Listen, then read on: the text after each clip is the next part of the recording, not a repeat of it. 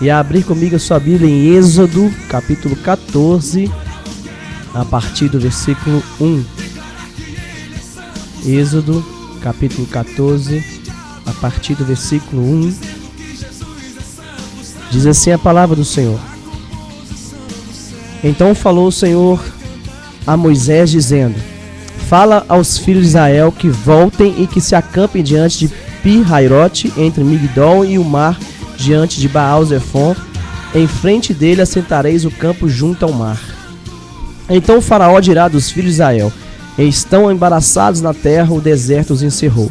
E eu endurecerei o coração de Faraó, para que os persiga, e serei glorificado em Faraó e em todo o seu exército. E saberão os egípcios que eu sou o Senhor. E eles fizeram assim. Sendo, pois, anunciado ao rei do Egito que o povo fugia, mudou-se o coração de Faraó e dos seus servos contra o povo, e disseram: por que fizemos isso, havendo deixado ir a Israel para que não nos sirva? E aprontou ali o seu carro e tomou consigo o seu povo. E tomou 600 carros escolhidos e todos os carros do Egito e os capitães sobre eles todos.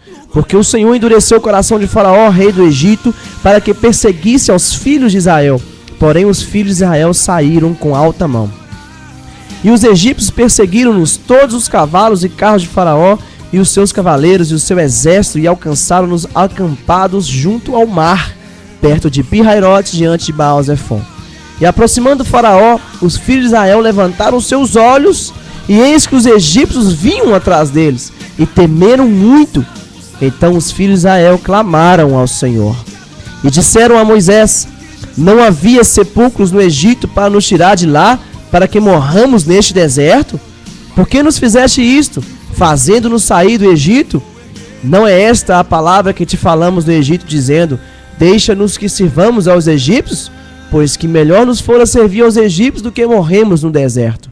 Moisés, porém, disse ao povo: não temais, estai quietos e vede o livramento do Senhor que hoje vos fará, porque aos egípcios que hoje vistes nunca mais os tornareis a ver.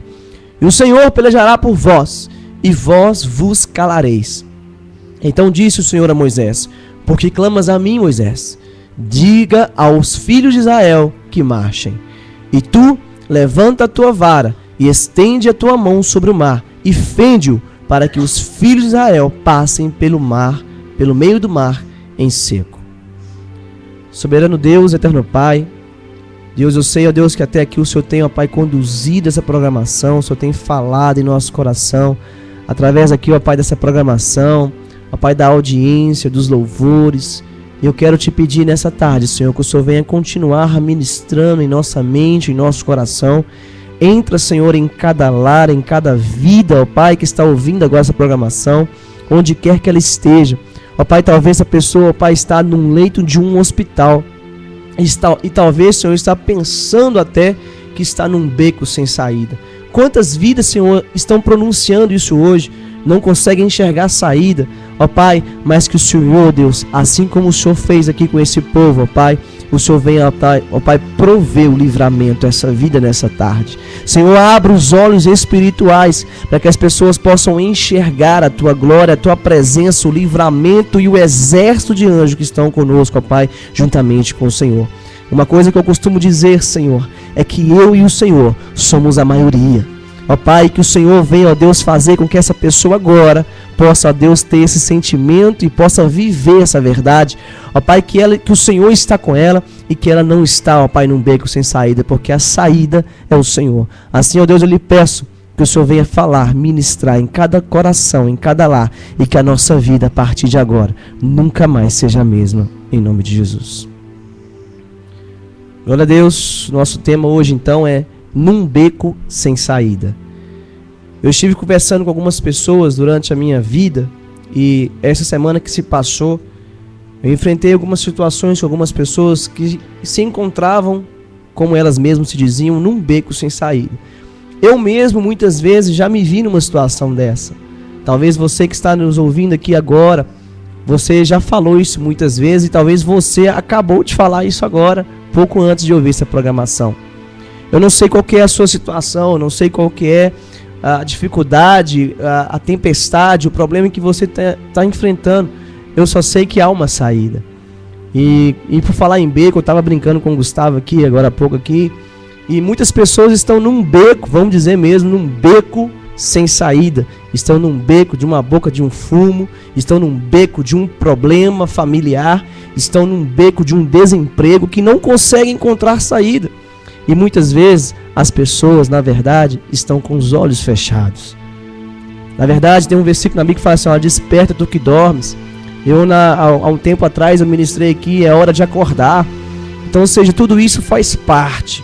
E que você nessa tarde possa, em nome de Jesus, pedir a Deus para que abra os seus olhos espirituais. Eu não sou ninguém, eu posso falar aqui palavras bonitas, posso mostrar para você versículos bíblicos que te comprovem que você tem uma saída, que Deus está com você, mas se você não abrir os seus olhos espirituais, você não conseguirá enxergar o milagre que Deus quer fazer na sua vida.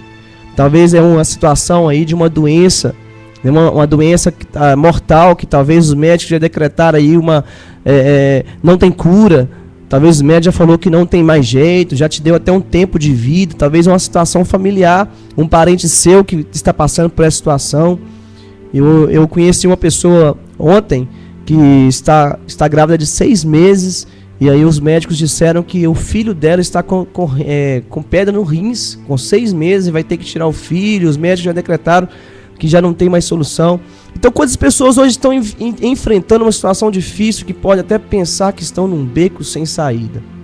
Então, eu quero dizer para você que abra o seu coração, que nessa tarde eu sei que Deus irá falar com você. Não que você não ouça a minha voz aqui agora, que você não ouça o Flavinho falando, mas que você ouça o Espírito Santo de Deus falando com você. Então, certamente você já enfrentou alguma situação difícil que você considerou estar num beco sem saída. Sabe, e esses becos sem saída fazem parte da nossa vida, né? Quantas vezes aí a gente já se deparou nessa situação. Mas talvez você esteja vivendo essa situação. E Deus hoje, através dessa programação, irá falar no seu coração o que é necessário fazer para sair dessa situação, deste beco que você diz que é sem saída. E aqui nós lemos um texto que Moisés, juntamente com o povo hebreu, estava em um verdadeiro beco sem saída. Eles deixaram ali o Egito e estavam caminhando para a cidade, para a terra prometida, e era quase ou mais de 2 milhões de pessoas.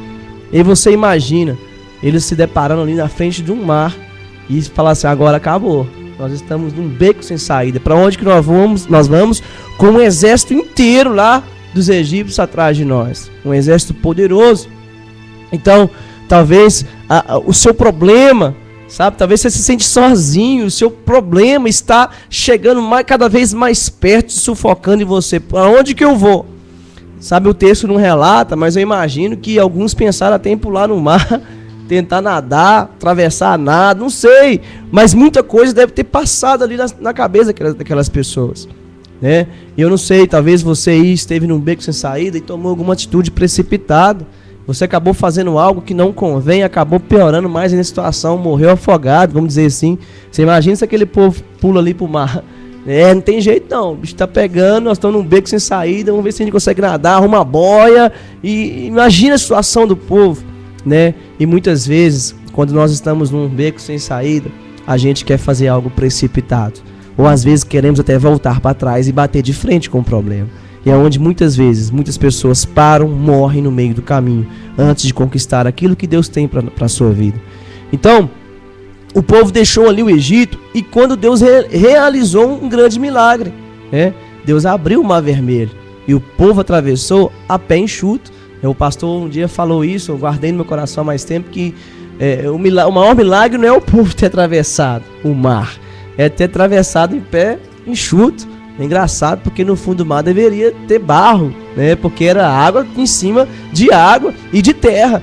Mas o povo atravessou a pés enxutos. Ou seja, o maior milagre foi esse. Então Deus abriu ali uma saída naquele beco sem saída. Esse é o nosso Deus. É o Deus do impossível. O Deus que abre porta onde ninguém vê. E um Deus que abre um mar vermelho, meu Deus. E você pode acreditar e confiar nesse Deus, porque o maior prazer de Deus é livrar o seu povo, é abençoar o seu povo. Eu costumo dizer que Deus ele tem muito mais prazer muito mais vontade de nos abençoar, às vezes, do que nós de sermos abençoados. Muitas vezes a gente coloca tanta dificuldade para uma bênção chegar na nossa vida, e Deus assim, tá fácil, eu quero tanto abençoar, mas só falta uma coisa, né? Vocês não terem medo, vocês crerem. E aí eu entro aí, na primeira coisa que Deus pede que a gente faça, ou seja, para que a gente viva um milagre, para que a gente saia de um beco sem saída. Então a primeira coisa que eu quero ensinar para vocês aqui nessa tarde é: não tenha medo. Amém? Não tenha medo. Nos versículos 10 e 11 diz assim a palavra: e aproximando Faraó, os filhos de Israel levantaram seus olhos, e eis que os egípcios vinham atrás deles, e temeram muito. Ou seja, eles ficaram com muito medo. Então os filhos de Israel clamaram ao Senhor e disseram a Moisés: não havia sepulcros no Egito para nos tirar de lá, para que morramos nesse deserto? Por que nos fizeste isto, fazendo sair do Egito? Sabe, é interessante que algumas vezes, quando nós saímos de uma situação de, vamos dizer, de escravidão, assim como esse povo, muitas pessoas viviam escravas aí nos vícios, não é verdade? Ou até mesmo numa situação complicada na sua vida, as pessoas viviam escravizadas. Eu mesmo era uma dessas pessoas. E aí a pessoa ali começa a ouvir a palavra, começa a frequentar uma igreja, começa a adentrar ali na palavra de Deus, e as pessoas começam a viver a palavra de Deus. Aí a primeira dificuldade que tem no problema, o problema no caminho, que encontra no caminho, a primeira dificuldade, eles já lembram logo do passado, dizendo até que talvez era melhor do que estava passando hoje. Sabe, mas isso é a maior mentira de Satanás. Porque as lutas vêm, é necessário que as lutas venham. Entendeu? As lutas vêm, a dificuldade vem, é para nos fazer crescer em Cristo Jesus. Não crescemos para nós mesmos, mas crescemos a nossa fé, né? A nossa vida com Deus. Então muitas vezes nós ficamos com medo de continuar a caminhada. Estamos num beco sem saída. Hoje mesmo eu estive conversando com um amigo, e ele se encontrava nessa situação. Eu falei assim: olha, para onde você vai? Porque você já veio de um outro beco sem saída. E você falou comigo que você está num beco sem saída. Mas na verdade você já está no caminho certo. É só você olhar para frente. Na verdade as circunstâncias estão querendo te levar para um beco sem saída. Estão querendo fazer você desviar para a direita ou para a esquerda. Sendo que é só você continuar reto. É só você continuar no caminho.